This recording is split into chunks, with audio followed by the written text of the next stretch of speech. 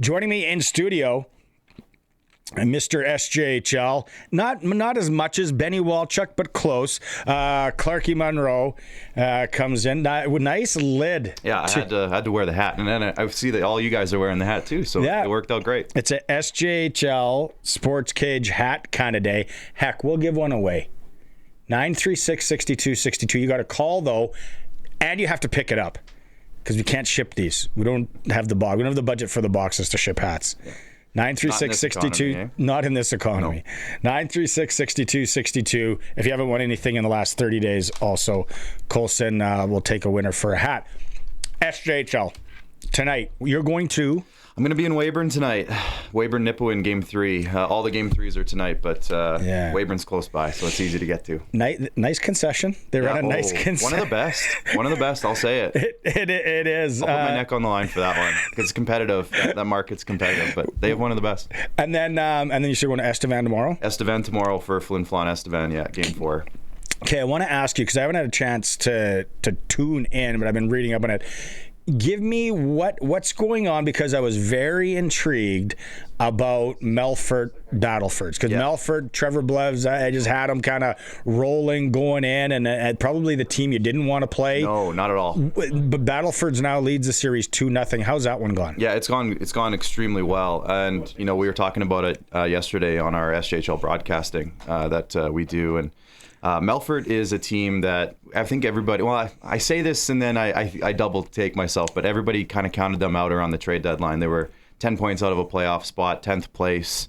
They were kind of the carryovers from the last two championship seasons. And I mean, can you blame them? Like, they just won 2 championships in a row. But they stuck with their group that they had. They even added a little bit to it.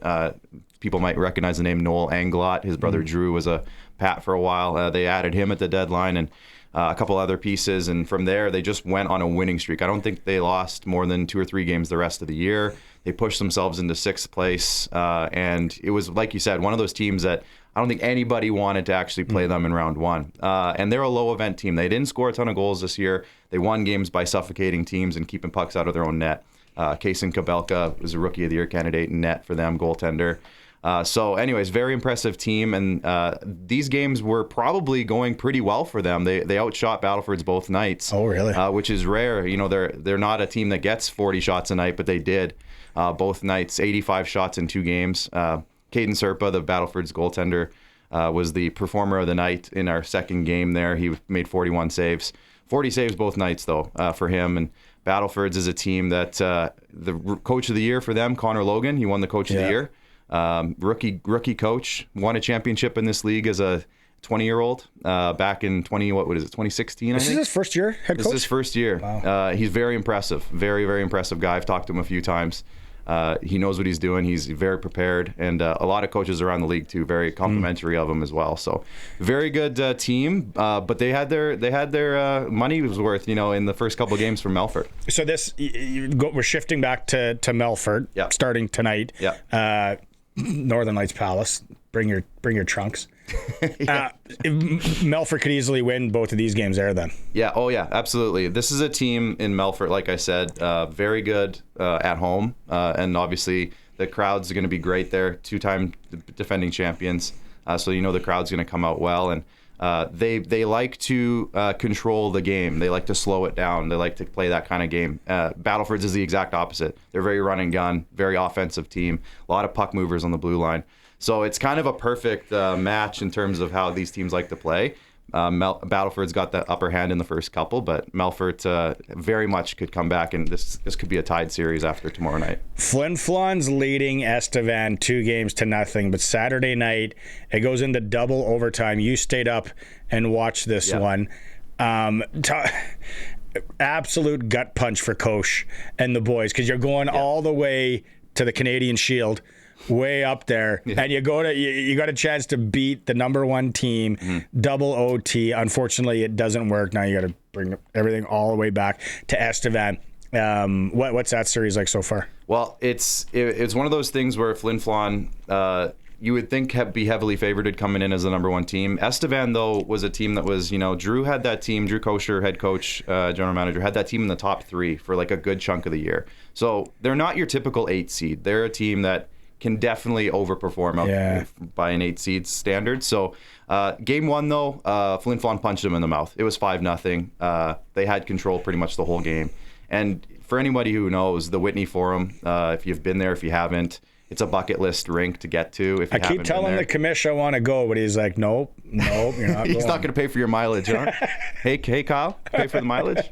But either way, it's a historic rink. It's very, very hard to play in. I bet. And I think for a team like Estevan to have to go on the bus all the way up there, then play a number 1 team like Flin Flon in front of that crowd. They step it up in the playoffs. It's crazy up there. It's called the Zoo for a reason. But yeah, Flin Flon punched them in the mouth in game 1, but it woke them up a little bit. Game 2 was very tight. It was, Flin Flon opened the scoring, but then Estevan scored. Flin Flon scored, Estevan scored. It was back and forth, and then goes into double overtime, of course. And if you watch on our TikTok channel or on our Twitter page or whatever, wherever you can find it, there was actually a chance where the boards in the Whitney Forum are kind of infamous for terrible bounces. Puck goes in, they dump it in, bounces right back out into the middle of the ice. The goaltender, Charlie Tritt, for Flin Flon, goaltender of the year in the league, he goes out into the corner to play it. Puck bounces back out. He's in the corner.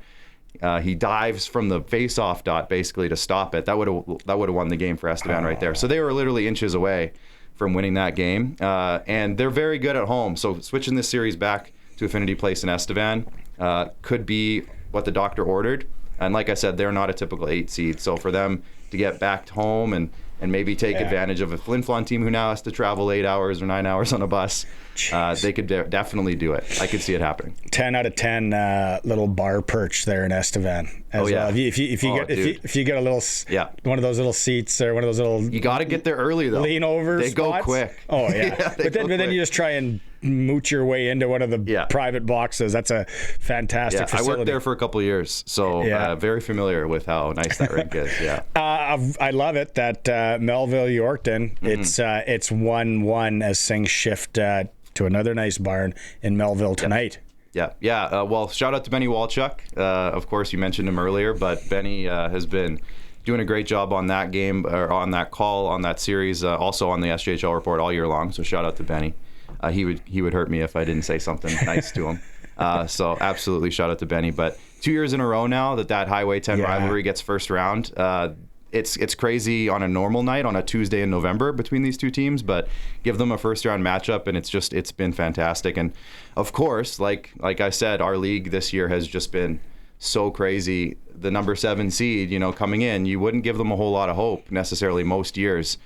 This year is totally different. Melville's a team that very similar to Melfort in a way that they suffocate teams. Doug Johnson's the head coach. He's been in this league for a long time. Suffocate teams, low event, control the puck, and then take advantage of opportunities when you get them. They got some really good offensive players on that team. Boston Harkness was the Saskatchewan Player of the Year this year. He's their captain, defenseman. We'll hopefully have some secondary school news for him coming up soon, commitment. But very impressive, some very impressive pieces on that team. But they are not very much like what Yorkton is. Yorkton is one of the best offensive teams in the league. They won a ton of games in a row this year, just beating teams down offensively. And Melville was able to come in game 1 and win 4-1. So it's a good testament to how close our league is this year. And contrasting styles, right? Very contrasting. Very similar to the Melfort-Battleford series in the sense that Battlefords and Yorkton kind of play similarly. Very good puck-moving teams. I love that. That's almost like the opposite. The other type. It's almost like international hockey, where you get it's like, well, that the Swiss are going to play totally different than the running guns of maybe a Slovak. The neutral zone trap or something. No, and it's. Like that one especially, right? It's just, that's so good for Saski. Yeah, it's great. To have the two rivals again. It's not going to be like that every year, obviously. No, sellouts every night. I was at one of the games last year, and it was fantastic in Yorkton at Westland Arena. The crowds there have been, surging up after the last couple of years. A couple of years ago, they almost lost the team. So since that, there's been a huge push in that community to get out to the rink a whole lot more often, and they've been doing great. But it's that much more when 20 minutes down the road you got 500 people coming too. And it goes both ways. They travel great, and it's very competitive. I love I was in the Yorkton rink this year, and I hadn't been in that rink for 20 some years, and I love all the not memorabilia, but the little write-ups and newspaper articles from all around. It's that was a nice touch. And yeah, like the Melfort rink being new. Both have pools. Yorkton and Melfort both have pools next door. Yeah. Okay, and then you're going to Weyburn this evening. Yep. Nipawin in town. This series is 1-1 deadlocked as well. What were those first two games like? Well, 5-1. It was, no, the first one, 4-2. First game one was 4-2. Weyburn snuck one out on the road there. And Will Munroe, who, for those who follow, know he was with Melfort last year. I think he had 14 points in the playoffs or something last year. Weyburn picked him up this year, and he's been a huge piece of that team, but he's a playoff beast, and he put up 4 points in game one. He's a regular for Fernando Pisani. Yeah, exactly. Yeah, exactly. That's a great comparison. I can't make myself laugh. Hey, settle down over there. No, but he is a playoff beast, and he showed at game one. They came out great. It was a very tight game. There was a bit of a controversial call at the end, an icing call that they decided wasn't necessarily icing. Jack Jansen from Nipawin apparently beat it out, but they whistled it anyways. So they put the puck at center ice, which made Nipawin put their goalie back in the net because they pulled their goalie. It's 3-2 with I think it was 53 seconds left or something. So again, they had to put the goalie back in. Puck goes back into Weyburn's end. They pull the goalie again, and almost instantly Weyburn goes down. Will Munroe scored the empty net goal. So kind of a bit of a controversy, but then Nipawin game two comes out and they got revenge. They got it in a big way. They controlled that game pretty handily. Gage Roberts for Nipawin, fantastic goaltender. He played very well, but that offensive, they are a lot of firepower offensively on that Nipawin team, and they all kind of just clicked in game two. So 5-1 win for them. So it's going to be a really great game in Weyburn tonight. Yeah. They both got a taste of it, and now it's going to be like who can get that edge in game three. Nipawin, correct me if I'm wrong, at least a couple of years, they were kind of down, rebuilding this whole thing, weren't they? Yeah, it's kind of a huge storyline actually this year. They only made the playoffs once in the last 4 years, and it was a couple years ago right after COVID. And they were like 7th or 8th place, so they just got in that year. So it's been a while. Nipawin, of course, they won the championship back in the 2018 season with the Humboldt bus crash. They won that championship. But since then, they've kind of been on the downswing. So this is a big year for them. They brought back, I'm going to say 85% of their roster from last year, which very young team last year. They kind of took their lumps. But this year brought back a lot of those guys, a lot of Saskatchewan boys. And then they added to it this year as well. They brought back Braden Jockums, who's, I think he got over a point per game since joining the team. He was kind of down south. Came back. He was a Nipawin Hawk when he was 17. Oh, wow. Tried out the WHL with Portland, and then he went down to the North American League. Came back for his 20-year-old year to finish things off. Oh, yeah. I think he has 31 points in 23 regular season games since joining the team. Great goal scorer. They added Brendan Olsen from Melville this year. So, again, they had a strong forward group going into the year. They added to it. They knew what their strength was. They have great goaltending. So that's a team, a ton of offensive firepower. Yeah, Weyburn's very similar too, honestly. Yeah. Like that's why it's such a great series because they really match up perfectly. I've spent a lot of time in the Weyburn rink in the last month here with both kids. Yep. I want to see it full, and then I want to see what they do on the bench seating where they have the numbers and each slot is about that wide. Like you got to be a jockey. Yeah, I try to get some standing room spots when I'm there. Great barn. I barely fit in most rinks as it is. I'm a bigger guy, so it's a great rink. Yeah, I'm a former Estevan Bruins employee, right? Yeah. So had a lot of, I'll say, hatred for that rink over the years. But coming now as a neutral, it's been great to kind of get back into that rink and check it out. Clark Munroe is joining us here, does the SJHL show. Now, also, you wanted to talk some Western Canadian Baseball League news. Yeah. So the interesting game coming up. Yeah, definitely. In my role, I kind of double as the SJHL guy during hockey season, and then last summer we picked up the WCBL contract as well at IKS Media. So shout out to IKS Media if I can. Yeah, for sure. Doing good stuff over there. But we picked up the WCBL last year, and it was really fun just kind of diving back into it. I've had a lot of connections to the WCBL over the years. I'm a baseball player by trade. So get back into it, talk about it all season. The Red Sox go on that magical late season run after they kind of lost all their players. Just a lot of drama there. But they picked up a few guys and they went on that big run, and it was awesome. So huge shout out there. But This year we're back. We just got our contract kind of on the go here, figuring that out. And just on Monday, they made the announcement that Cardiff, Saskatchewan is going to be getting the Rural Roots Classic this year. Last year it was in Oyen, Alberta, which is kind of by Lloydminster there. This year now it's in Cardiff. And it's in Cardiff because Carter Beck is on the Saskatoon Berries, of course. And the Berries are going to be involved in the game. And so it's going to be the Berries versus Weyburn, the Weyburn Beavers in Cardiff. Yeah, home of the Astros, Cardiff Astros. So yeah, it's going to be... What's the date on that? Do they have it yet? May 29th. I think it's a Friday. And it's like a baseball weekend in Cardiff kind of thing. So they're setting it up. That's going to kick off the weekend. And then it's like minor baseball day the next day. So it's going to be a great showing. It's going to be like a 4:30 game. So it's going to go into the twilight hours. Oh, that's good. Oh, it's going to be great. Yeah. It's going to be fun. And they have a great facility there. Beer gardens will be humming. Oh, it's going to be humming. Yeah, it's going to be. Southeast Saskatchewan's going to come out big for that. Yeah, that sounds... Especially with Carter Beck, if you know the lore there.